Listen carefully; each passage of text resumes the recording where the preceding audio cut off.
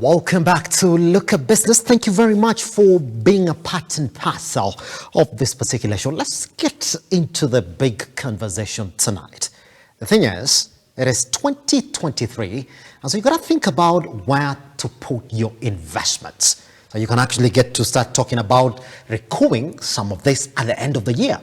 And let me tell you, whether you like it or not, then, when you look at the investment environments in the country, or let me just put it like this, the asset classes in the Kenyan environment, one thing is going to stand out: that real estate is really one of those that keeps on giving. Even when the rest of them keep on complaining about inflation and about how bad the economy is, you see, land or real estate, essentially, even in housing, keeps on giving.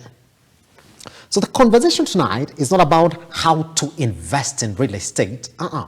The conversation is going to be about how then to avoid real estate scams, because indeed, if one area is not potent, then you do expect that it's going to draw people in who are not essentially going to run a proper business in it. All right, who better than to have this conversation with, especially when it comes to real estate matters in the country, other than the CEO, Safaricom Investment Co-operative, Sarah Wahogo. How are you doing? Hi, Simba. I don't know whether it's okay to say Happy New Year or... I think it's in order. Yeah, people are now talking about Happy Valentine's. Yeah, but it's barely 2 months down the year. So it's still Happy New Year. Happy to have you around. Let's get into that conversation. I know we're going to talk about where you are in terms of your real estate investment this year and where people can actually get to plug in when it comes to Safaricom Investment Co-operative. But let me open you to this conversation. I think now you're vast when it comes to real estate investments in the country. You're vast with the law as well. Why is this conversation of real estate investment scams a very important conversation for us to have now? Thank you, Simba. This is a very timely discussion because of what has been happening in the real estate space in Kenya. Many of us know what has happened end of last year, beginning of this year, and how Kenyans have been losing billions of money in real estate. So if this can be explained, I believe it's quite simple, and it can make many Kenyans be able to invest safely and to avoid any investors losing their investments. Yes. Fantastic. Good. That's the introduction then. Question then becomes, if you're going to invest in real estate, it's either you're going into property, all right, housing and all that, or you're going into the land itself. Let's begin with land. Simba, if you want to invest in land or housing, there are basic things that you have to do. One of them, and we keep advising members of the public and investors in general, is about due diligence. If you can be able to master this aspect, then you are 90% good to invest. And what I mean by due diligence, when anyone brings an investment opportunity, either in land or housing, to you, one thing, and that is number one, you check before you do anything else. First of all, don't run to put in your money. Please check the documentation. Check the documentation. Is this person the real owner of this property? Yes. So how you check that is checking the ownership documents. If, for example, it's a title deed, does it read the person who is speaking to you? If not, please run for your life. Hold on. We gotta attack you from there. So if it's land, the first thing you're asking for is the title deed to that property. Yes. And the title deed then has to read the name of the person who's purporting to sell that land. As it reads in their identification documents. Not someone just telling you, I'm Sarah, and you see the title deed reads Sarah. Please ask for this person's identification documents, a copy of the title. Do they match? Yes. Yes, pretty much. Other than that, then what do I need to do? Other than that, after that, once you confirm that, because that should be number one, what you check before anything else. Number two, once you confirm, if you can, please engage a professional to assist you with this transaction. And by a professional, I mean a surveyor and a lawyer. Yes. Because many times you also find that the location of that property could be different from where the map is, you know. I see now. So you can go to the surveyors of Kenya, for example, and realize that the location on the ground does not match the location on the map. So that is also a red flag. Hold on. There are two different locations here that you're looking at. Yes. Number one, the location on the map. Yes. Where this property is purporting to be. Yes. And the location on the map as well. Yes. They got a tally. Yes, they should tally. If they don't, please run. And it's not that easy to know the location on map and the one that is essentially the one that you are on, isn't it? Yeah, it's not easy. That For- is why for a you normal need, buyer, that is. for a layman, Yes. it's not easy. That is why you need to engage a surveyor so that they buy the map at the surveys of Kenya and they help you identify the location on the ground. It's not expensive, and instead of losing your money, you would rather pay this professional a small amount of money to assist you identify the ground. Which is why some people buy land, you get done with the transaction, Yes. everything looks legitimate. Yes. In fact, I think you've run into those stories. Yes. Where everything looked legitimate. The title deed was okay. Yes. The ID was okay. There's Yes. a person who sold me that land. Yes. But then turns out that that land is not yours. Let me tell you, Simba, I'm a victim personally. Hold on, you are a victim. Earlier, gonna be an when I interesting was story. younger, Yes. before I even got into real estate, Yeah. I purchased a property when we had already started building our residential home.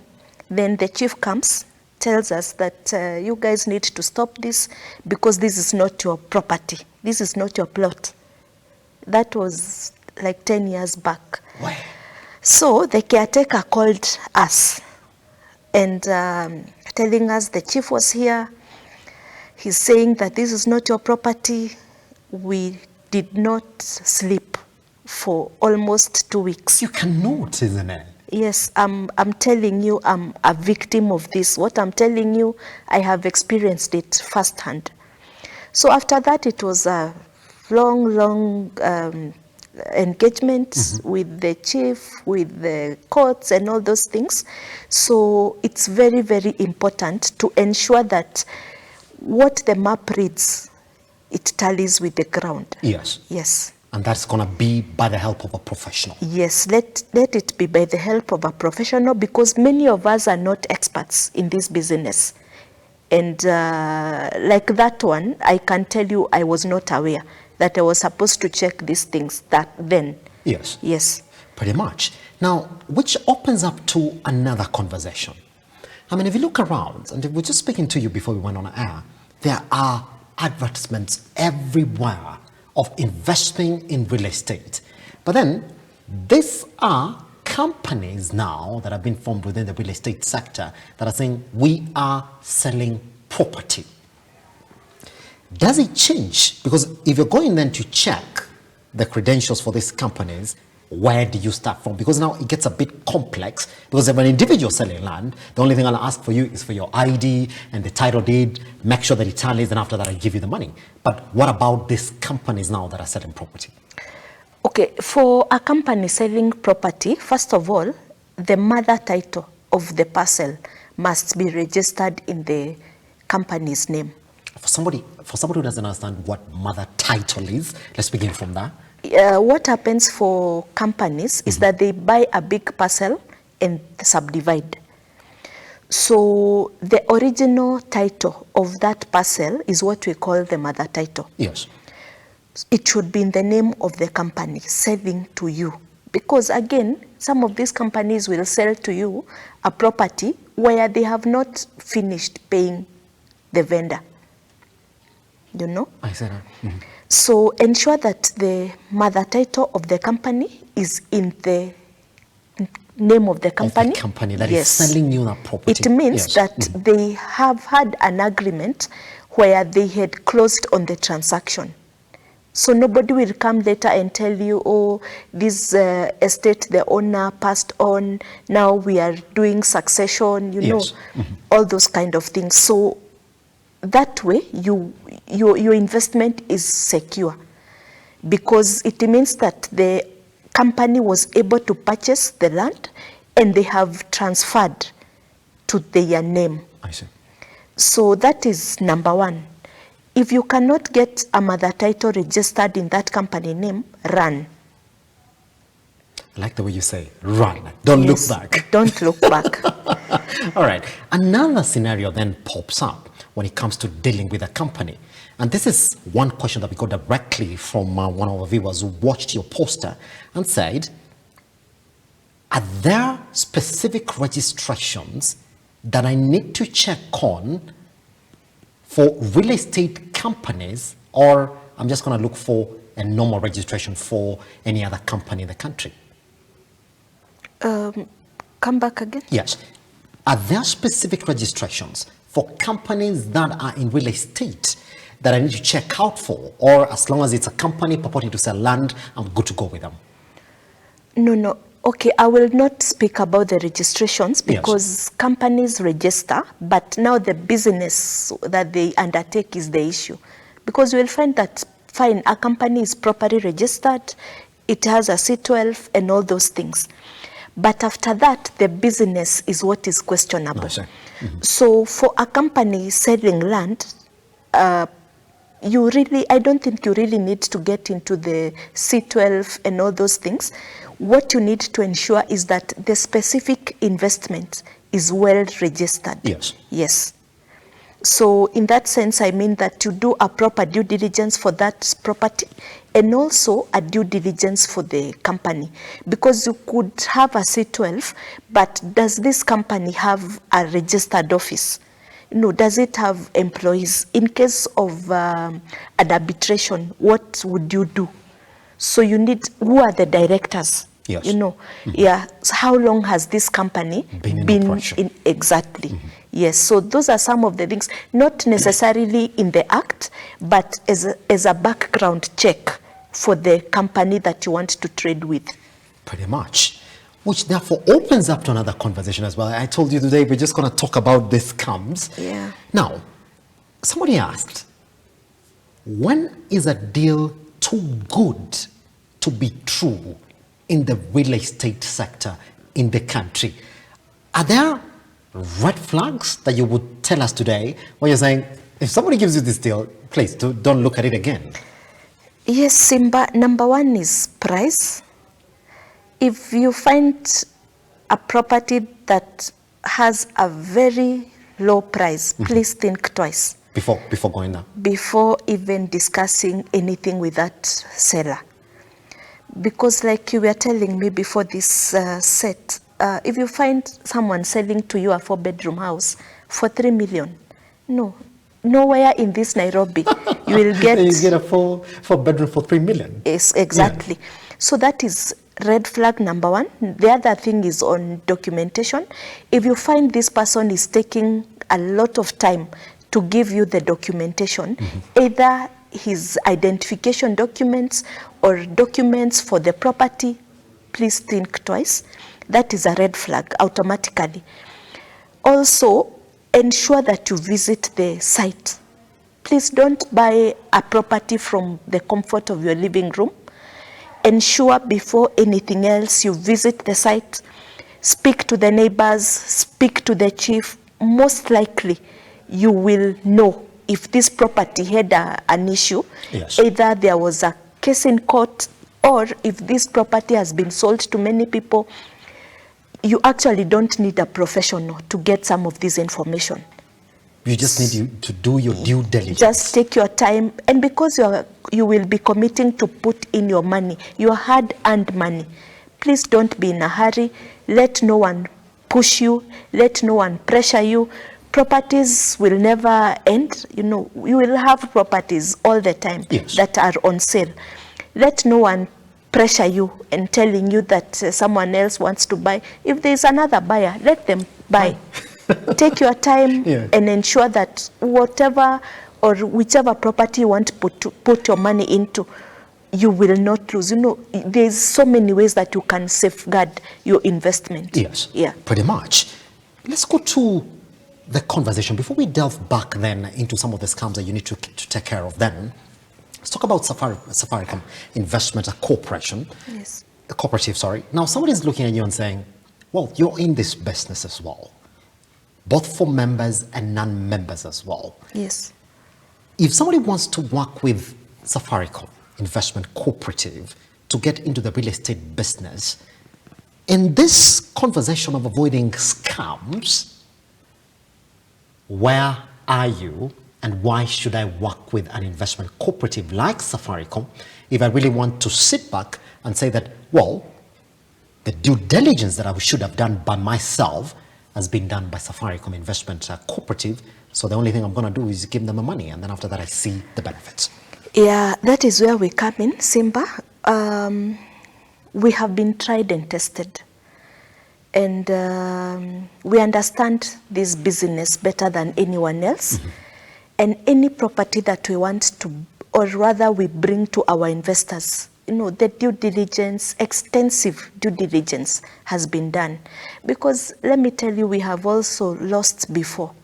We have lost money before. As a cooperative? As a cooperative. Does that go to show that even companies themselves can actually get scammed in the business? Even very senior people in this country have lost money through investments. I mean, we've seen the news. Yes. It's not like you're saying it without the big one, even for bankers and politicians. Exactly. In the country. They have lost, and they have also found themselves in difficult situations where someone is buying land that had been sold to someone else.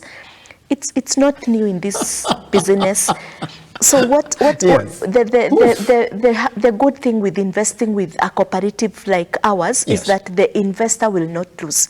Because if the worst comes to the worst, the cooperative will refund the investor their money. I see now. Yes. That is the only hope that you have. Yeah. Is that when things go wrong then from their side, the society loses, but refunds the investor. Has to be met to the investor. Yes. And I don't think that you sit there saying, well, we're going to lose. You're going to do your due diligence now. Heavily, isn't it? Exactly. We do the best we can. Our due diligence process is very detailed, and it has a whole list of checklists that has to be ticked before we can say that now we can engage this seller. I say that. Yeah. Which are you saying that then the best way then, another way to avoid a real estate scam in the country is to work with companies that are reputable in the business, like Safaricom Investment Cooperative. You cannot lose by investing with Safaricom Investment Cooperative. That one we assure our investors, you cannot lose your money. Pretty much. Another area that majority of real estate investors have really gotten scammed is that you find that these new investors want to get into the business. They've not been in the business, but they want to get quickly into the business. So majority of them will look around and say, I'm going to go for the cheapest as I grow upwards. Do you have those spaces for new investors who are saying, you see, I might not have this 20 million, I might not have this 10 million, but I might not have 300,000, 400,000 that I'm putting on the side. And they likely will go for the cheapest, which essentially again you find the cheapest might not be real in the business. Is there an opening for them in the investment cooperative? Yes. Our society takes care of all level of investors. We have the most expensive properties or investment options. We also have the budget properties and budget options. Yes. Yeah, so we take care of everyone because our membership ranges from the high investors to people who are just getting into this investment space. Mm-hmm. Yeah, so everyone is taken good care of. Pretty much. Now, this is very important, and you got to be very careful in exactly how you respond to this, because a direct question to you. You advertise a property as a company, and it's a multi-layered question. One of the reasons as to why any other company would like to sell a property is to make a profit out of it. And one of the reasons as to why an investor also would like to buy into your property is because you're promising a return on the investment. Now, another way the majority of the people have been scammed within the real estate sector, again, and I've got a friend of mine who was very bitter about it, is that we're promised that whatever property they want to buy, you give it 5 years, you give it 4 years, it was going to cost 10 times more, meaning that it would have been a very fantastic investment. But you put your money into a property, number one, you sit back for 1 year, nothing is happening around the property. Second year, nothing is happening around the property. Some people have to wait for almost 15 years to realize any return on investment out of their properties. How do you as an investor, again, run out of this scam where a certain property within the real estate sector is overvalued in terms of the return on investment? What are you looking at not to get scammed in that sense? I think this comes back to two folds. Number one is the reason why the investor is investing. And number two, the budget, So by this I mean, we have investors who are investing for future returns, So you find that this person is willing to put in their money, but they are doing it for speculation. So this person is ready to wait. Number two, you also need to understand the due diligence. Yes. Please don't buy, as I said, from the comfort of your living room. Visit the property. I think so many people who have felt cheated in that area or in that sense is those people who have not visited the ground. Please ensure whatever property you're buying, you visit, so that you don't say, these people sold to me land or a house that I cannot even use in the next 10 years. Yes. If you visit, you will most likely know that this is an area that is for speculation. This area cannot grow until after 10 years or even 20 or 50. So that ensures that you are aware of what you're really buying. So the other thing is your budget. Most of the prime properties are more expensive. So you find investors who say, I want to buy this one, which is not very expensive, but in the next few years, I see this potential for growth. Yes. But mainly how you are able to escape from this is by ensuring that you take your time to visit and just find out what is happening. Because I can tell you, Simba, most of us, when we were buying our first homes, the areas were not as good looking as they are today. But a number of years later, you find the area has really grown. There are amenities today, there are roads, but 10 years before, the area was not, it was not really good looking. Yes.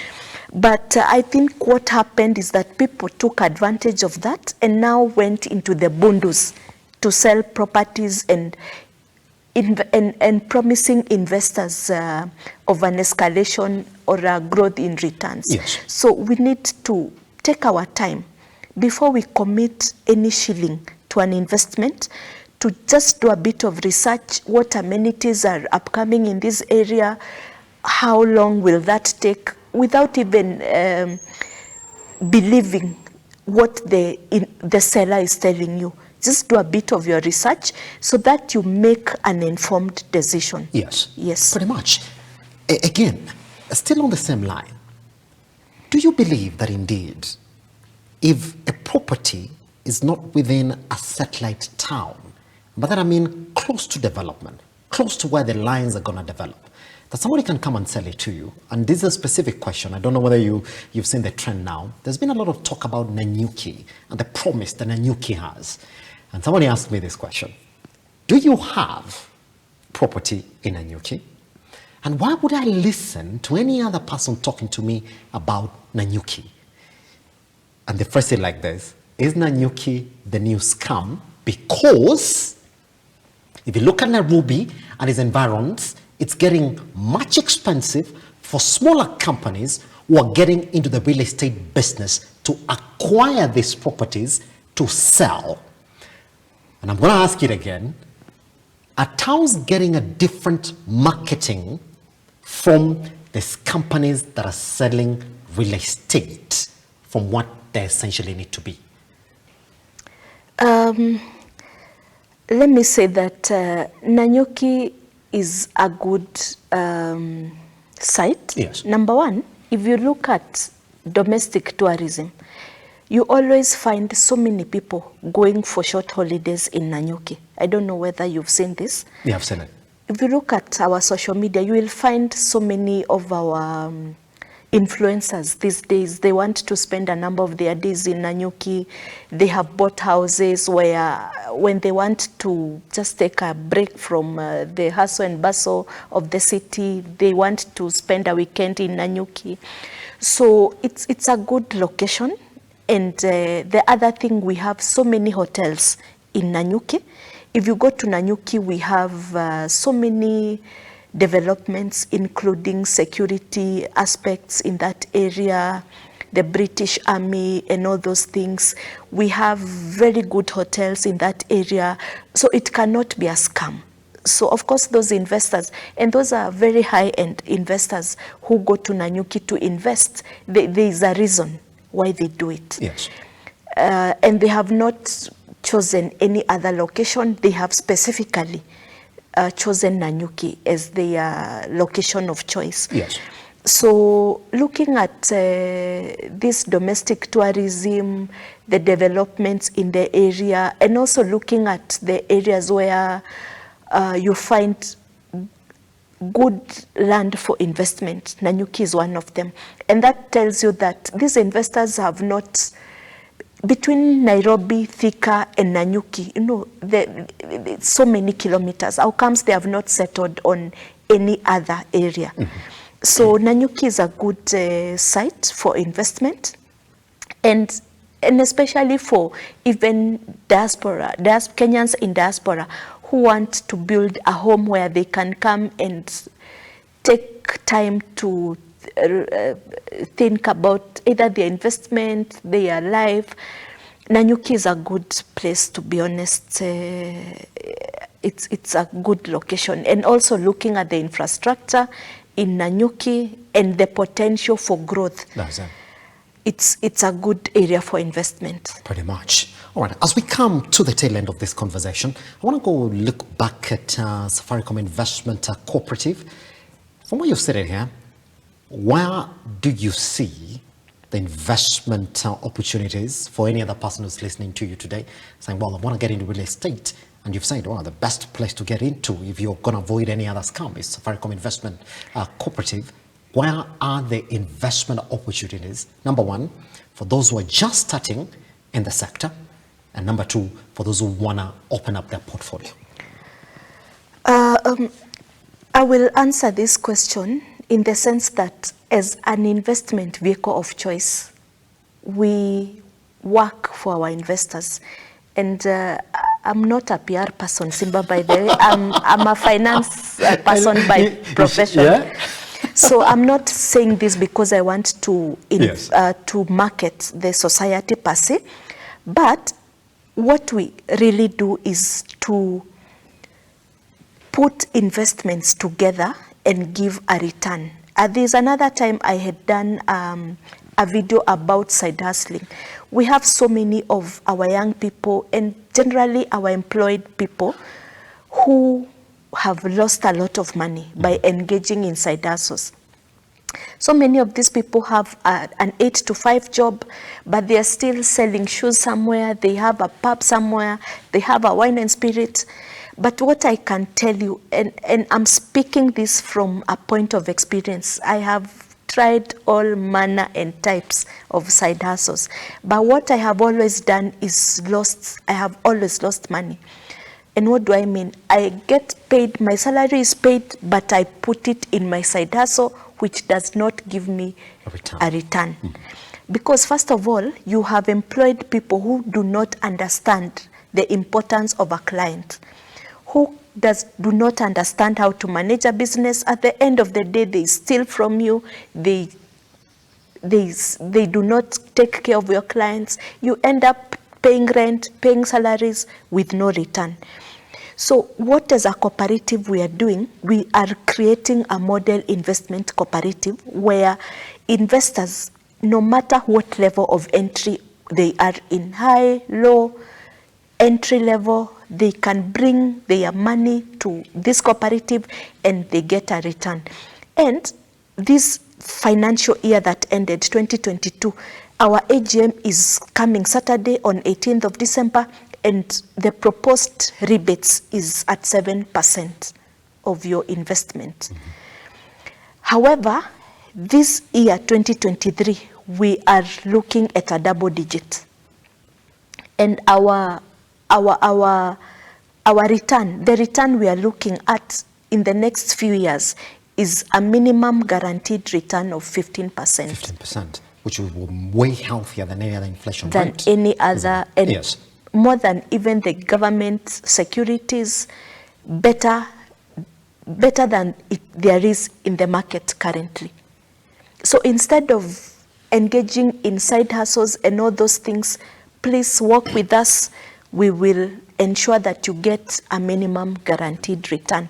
If you want to invest in real estate, if you want to invest in land, we are the investment partner of choice, and not only for properties that we are selling. We are opening up our market to other properties. If, for example, you want to invest in a property in Westlands, for example, come to us, tell us this is the property on sale. Please assist us with due diligence, assist us with the contracting phase. Just do whatever you need to do to ensure that the property I intend to buy is safe for me to invest. That is not our property, but we are coming in to ensure that the investor is safeguarded. yes. So it does not need to be an investment that Safaricom Investment Co-operative is selling.